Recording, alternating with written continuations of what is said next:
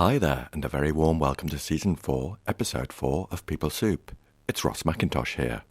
I think that it's really a process of listening, isn't it? That's the key. When we speak about compassion, sometimes we can have a passion for compassion, and so we want to lead the charge and so on.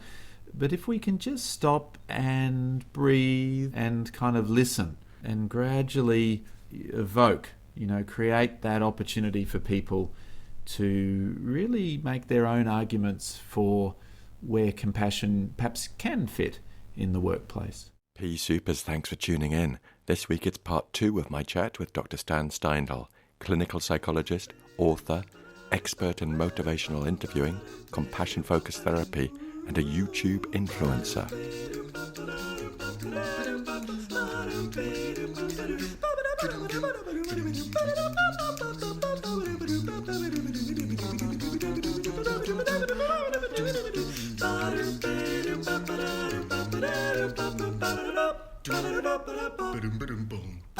PeopleSoup is an award-winning podcast where we share evidence-based behavioural science in a way that's practical, accessible and fun to nourish your mind to flourish at work.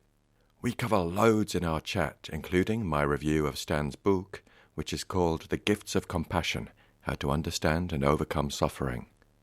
We also cover the development of the compassionate other, the fears, blocks and resistances to compassion, and how we can use these to guide our approaches in introducing compassion to organisations. You'll also hear Stan's takeaway, which is not to be missed, a metaphor for developing our own compassionate approach. In other news, reviews are in for part 1 of my chat with Stan. Thanks to everyone who listened, shared and reviewed the episode. It's been mighty popular. Dr. Rose Horton-Smith on Twitter said, "What an inspiring interview and such a lovely guy that is Stan. Very interesting discussion on how motivational interviewing can unlock the blocks and fears of compassion. Imagine, what if? Just fab." And also on Twitter, James Baker said, "Listened to 2 fab podcasts so far this week. One was PeopleSoup with Stan Steindl, and one was The Wrong Kind of Mad with Peter Kinderman. Lots of meaty psych chat for the morning dog walks." Well, thanks again to everyone who listened, shared, commented. Very, very much appreciated. In other news, as part of Season 4, I'm inviting you to the cinema. The link is now live, folks, and you can bag your free tickets over on the show notes to see Work Songs, a documentary by Mark Street from Brooklyn, in collaboration with Argo Pictures. Work Songs was finished months before the pandemic hit. The film examines how workers from all walks of life find meaning in their jobs. The P-Super virtual screening runs from the 21st of May to the 31st of May. You can get your tickets now to watch it in your own time between those dates. It's a kaleidoscopic portrait of the United States at work. There are interviews with cab drivers, longshorewomen, a farmer, a barista, and others, and they discuss threats from automation, the gig economy, and the decline of the unions.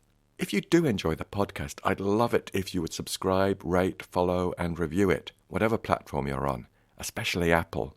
It helps us amplify our voice and reach more people with stuff that could be useful. For now, get a brew on and have a listen to part 2 of my conversation with Stan.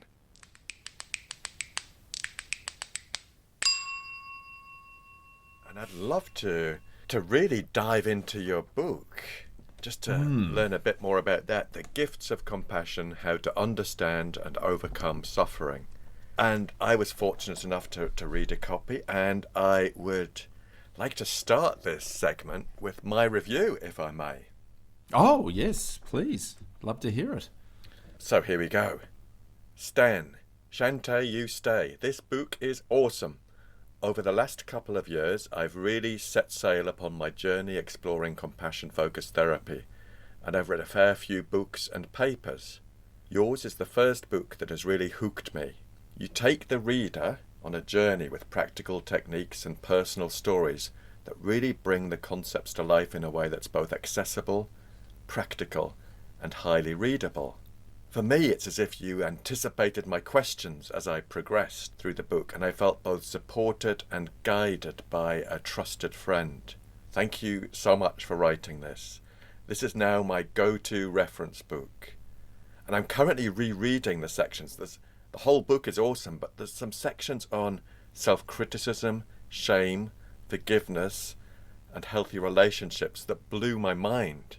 And I'm just diving back into those at the moment.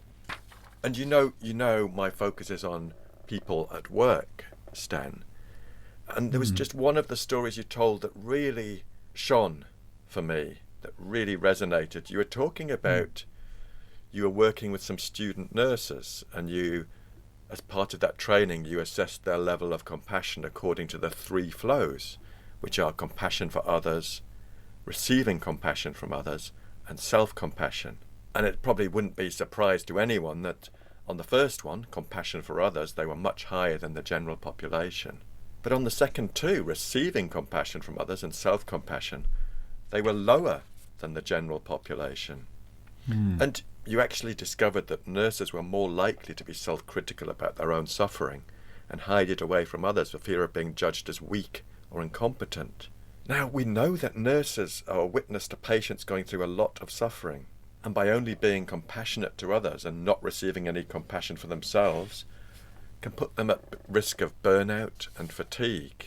And I love the way you used this story just to help me understand these 3 flows, and trying to achieve a balance was an important part of the discussion in the training with nurses. But I think for any workplace, this would be an amazing way in. And for the nurses, it was a great place to start preparing for their own self-care as they started their careers. So you can see, I'm a bit giddy about this book, Stan.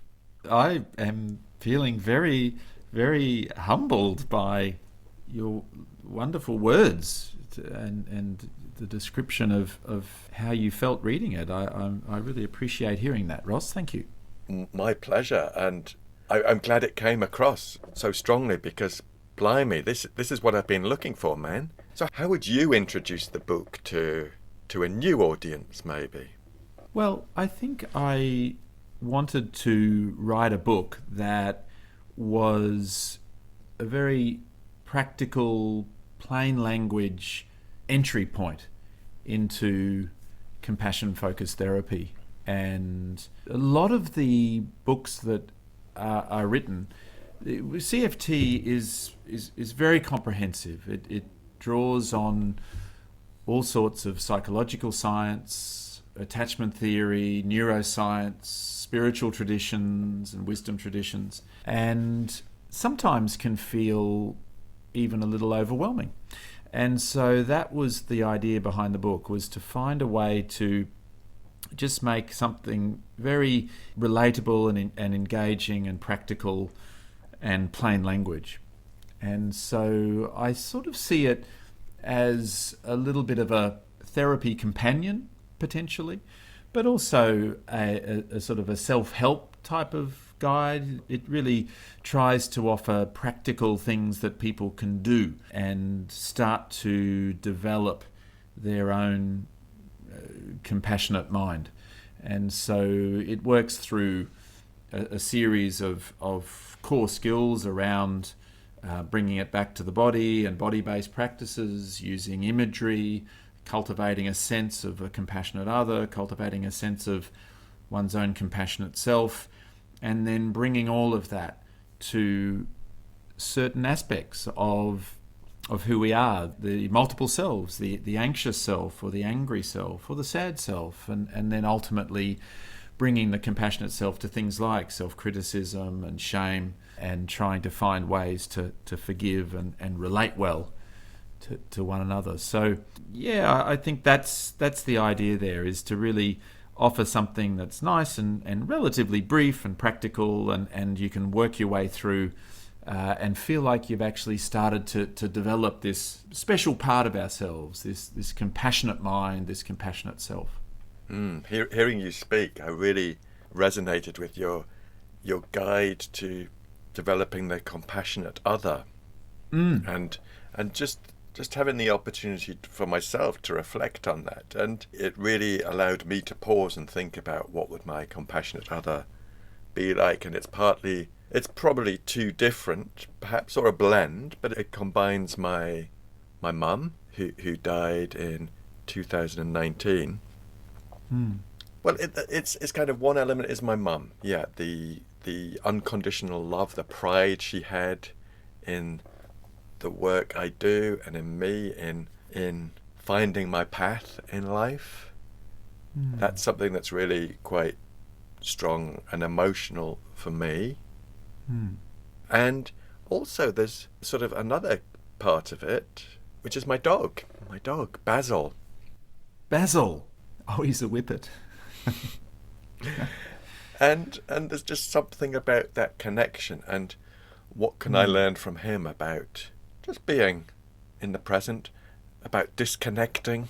He helps me disconnect, and many other things, and many other qualities I admire him for. So I felt very fortunate in that chapter just to actually pause and think about that, and then really develop them in my mind and my approach in my own practice. So there's a really practical thing that the book supported me on in my journey. And I love it that the book is the main book, but then there's also a kind of workbook. Is that how you describe it? Yeah, it's a personal practice workbook. I was sort of had the dilemma of, do I include the exercises and the space for writing in the book itself, or separate that out and create a kind of a separate workbook?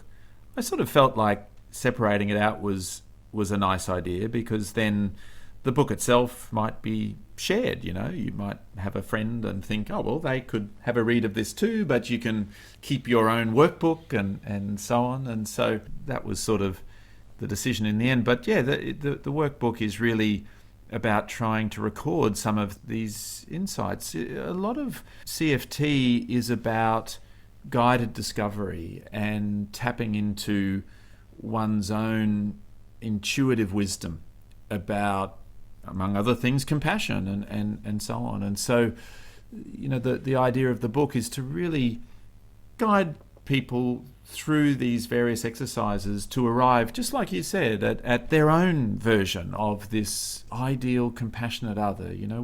What might be the qualities of the ideal compassionate other for you? There might be wisdom and strength and courage and a caring commitment. Those three things are often in there from a CFT point of view.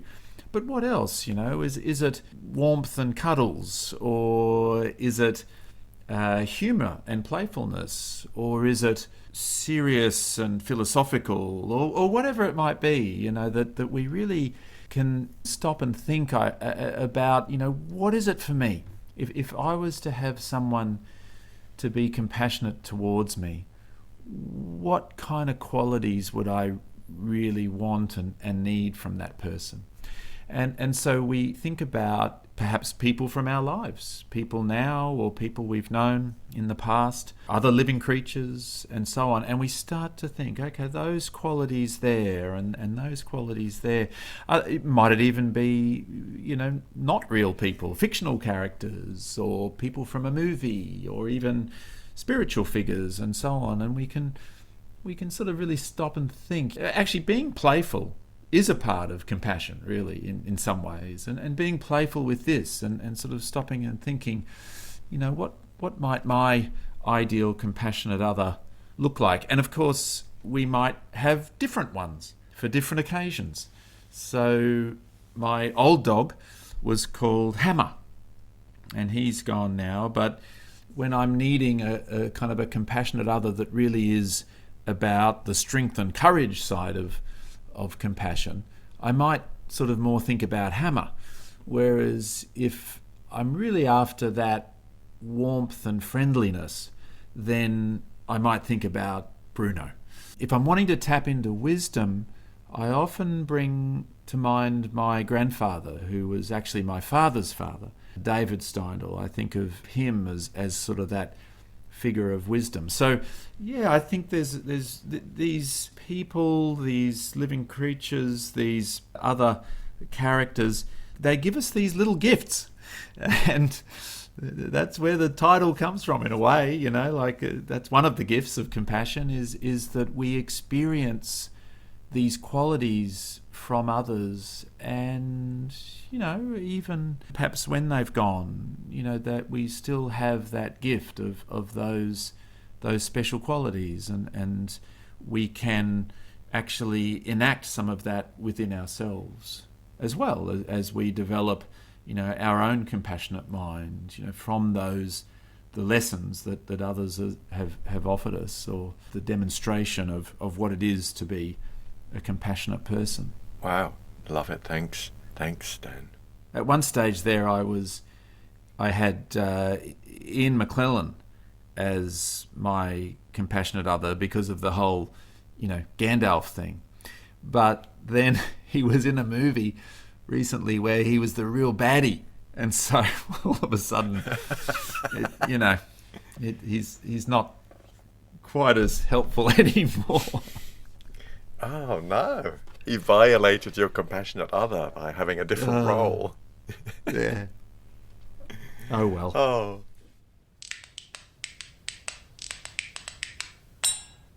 Stan, I'm keen to get compassion into organisations as a valid, evidence-based approach to a different way to approach our working lives. Now, I know you've done this. I mean, any tips on compassion for people in the workplace, either folks in the workplace or people trying to bring compassion into the workplace?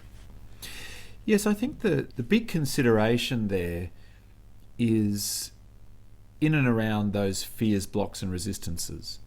This is probably one of the really important contributions of Professor Paul Gilbert, who really developed compassion-focused therapy and the compassionate mind. But he really identified this idea that people can have fears, blocks and resistances to compassion. And the workplace can bring up those sorts of fears, blocks and resistances. Often when we're at work, we are tapping into different motivational systems. We're tapping into a competitive motivation, for example, or we're tapping into an achievement motivation, or trying to aspire and have successes. And so sometimes a compassionate motivation can feel, I think, at odds to the sorts of motivations that really are kind of demanded of us in the workplace.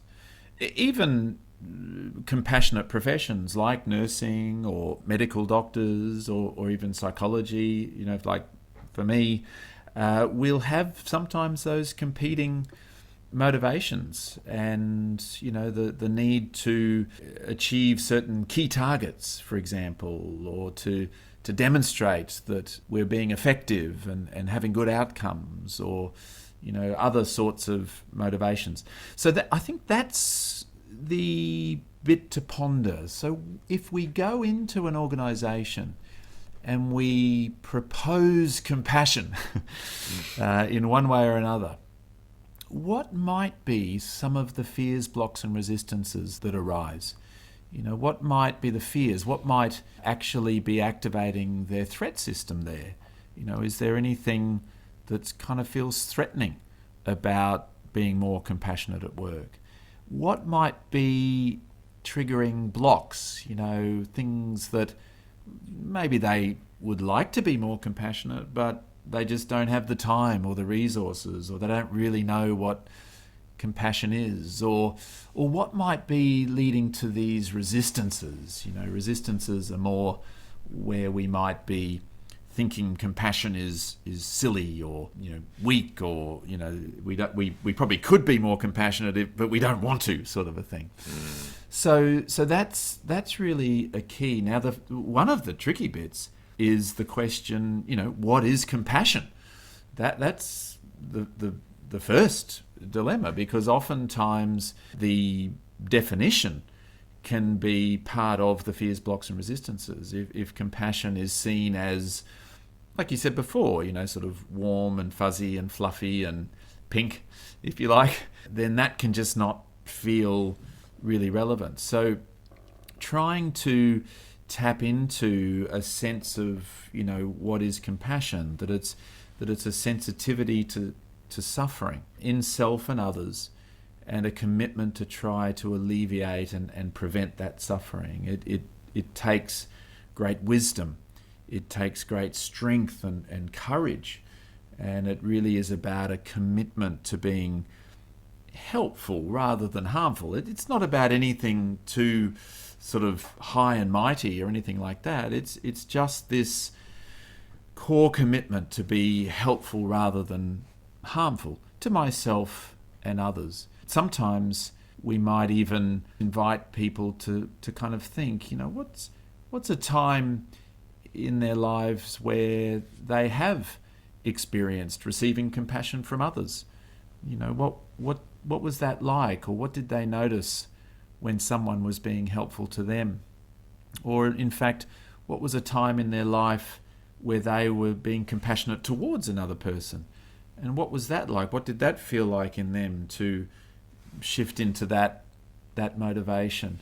And just gradually creating this sense of what is compassion, what does it really feel like to receive it and to give it, and then gradually kind of having a sense of, sort of moving through the fears, blocks and resistances, and working out just what might it be in this current organisational context. The idea of motivational switching, I think, is a really interesting one in the workplace. There will be times when, the competitive motivation is essential. I mean, that's what we're here for, maybe.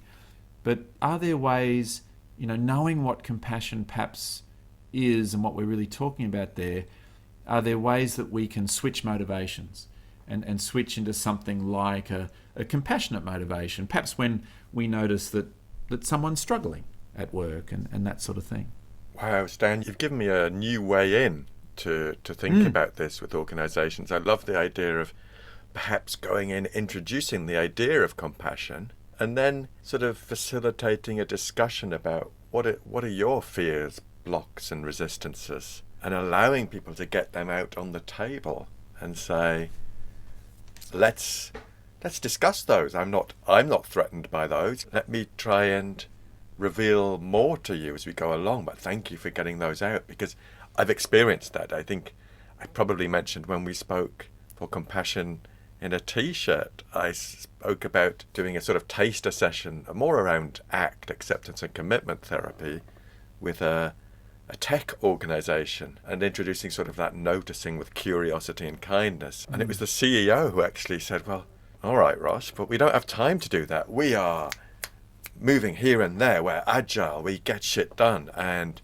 we don't have time to do this. And I tried to sort of present that we could do both. But given more time with them, I'd really like to start getting people to share their fears, blocks and resistance, because I think it then sort of demonstrates it. It gives me the opportunity to kind of role model compassion as I do that. Well, what you've stumbled across there, I think, Ross, is the role of motivational interviewing. Just to bring it back to that our temptation when a CEO says, oh, we don't have time for that, is to say, but what about if you do it this way? Or, yeah, but you could do this. And then they say, oh, yeah, but we can't because of this. And there we have it. Now we're stuck in the discord. But like you say, often a really powerful response is to say, tell me more about that. Tell me more about your concerns there. What are your reservations about this idea of curiosity and kindness in the workplace? Mm-hmm. What are some of the reasons that you really feel reluctant to go there? Or what about where you feel unable to actually to bring that in to the workplace? And you really just spending time exploring, validating, honouring those fears, blocks and resistances. And then at some point, once they feel heard and understood about, that side of it, then you might come in with a little open question that sounds something like, so what about the other side? If you were to bring in this idea of curiosity and kindness, it's not easy to find the time, but if you were to bring it in, what would be good about that? And now we're getting on to the motivation side, the side that is about the reasons and benefits and the facilitators of compassion or kindness and curiosity and so on. Because we have those inhibitors. We have the fears, blocks and resistances, and we want to really validate that side. And then we want to just gently guide the conversation towards the facilitators, the other side of the ambivalence. And you know, even the tech CEO or whatever, they'll be there. You know, we are these deep wells as human beings, and we have compassion in us. You know, it's in there. It's evolved too.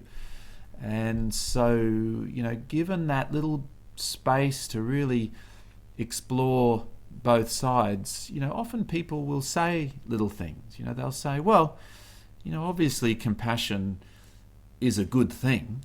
And then you say, oh, okay, so tell us a bit more about that bit. And off we go, starting to sort of help them to have all the good lines, you know, help them to actually make those arguments for compassion. It can sometimes feel like, yeah, but that's going to take so long to have that conversation. But the funny thing is, it's actually the shortcut, because when we are able to really listen and to validate the fears, blocks and resistances, and then just gently guide to those facilitators of compassion, we're missing all of the resistance then. We're missing all the arguments, all the discord, and that's what slows us down. So oftentimes these conversations can actually be, you know, really efficient, and we can get there. Great. I've got a whole new structure emerging to how to approach this with organisations. That's pretty practical for me, Stan. Thank you so much. Yes, I think that it's really a process of listening, isn't it? You know, that's the key. You know, when we speak about compassion, sometimes we can have a passion for compassion, and so we want to lead the charge and so on. But if we can just stop and breathe and kind of listen and gradually evoke, you know, create that opportunity for people to really make their own arguments for where compassion perhaps can fit in the workplace. Now, Stan, I like to ask my guests another favour. Would you have a takeaway that you could share with our PeopleSoupers, our listeners, something to reflect on for them? I think for me, compassion is about engaging with and trying to help with suffering. And so, you know, it's no small thing, really, to be compassionate. And often we think of compassion as some sort of beautiful, zen, uplifting kind of loveliness. But actually, it really is moving towards suffering, moving towards some of the dark side of what it is to be human. And so compassion is often not just about kindness or love or, you know, kind of certainly being nice, but rather having that strength and courage and determination and wisdom and awareness and understanding and deep commitment to actually approach and be in the presence of some of the really tough stuff, some of the stuff that we actually don't like, some of the stuff that feels really uncomfortable or unpleasant about others and perhaps what they're going through, but also about ourselves. And so often it might be about bringing compassion to those bits of ourselves that we really loathe about ourselves or hate about ourselves, or we find we have terrible shame about this part of ourselves.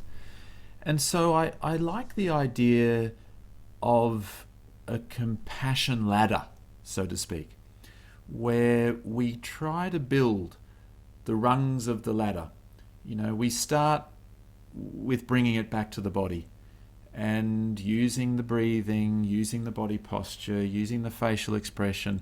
Some of those core pieces are kind of like the first rung on the ladder.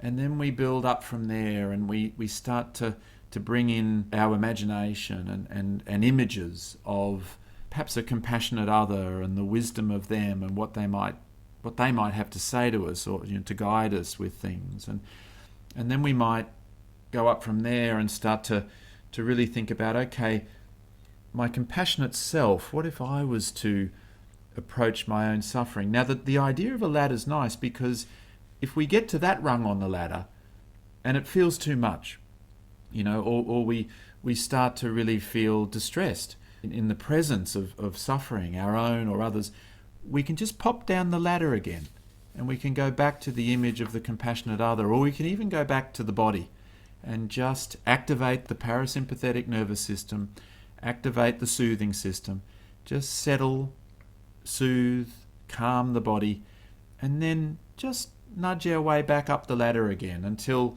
we're moving to that point where it's about practicing compassion in daily life, and then gradually getting to that point, 2 steps forward, 1 step back, or whatever, where we're now really embodying our compassionate self.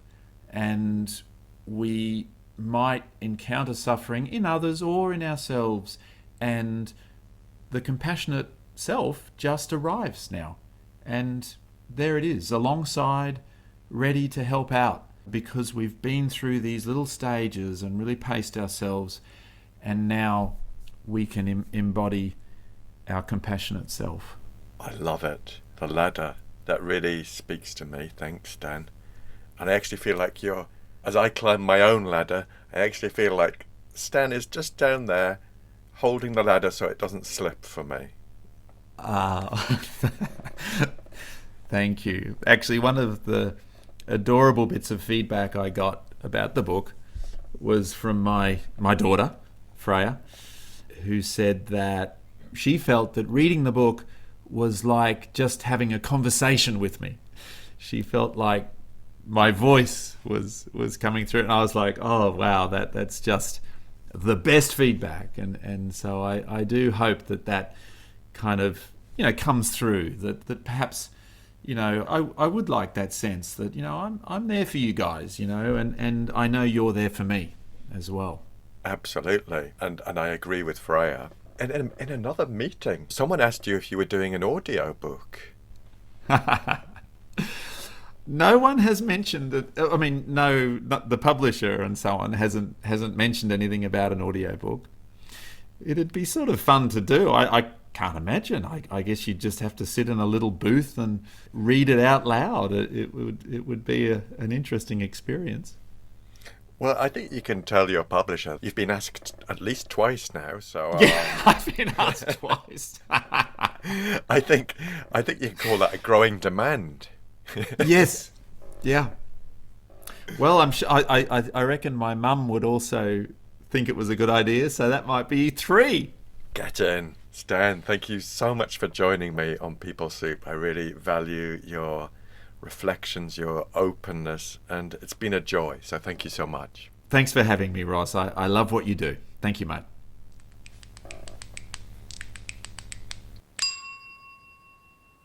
PeopleSoupers, that's it. Part 2 of my chat with Stan is in the bag.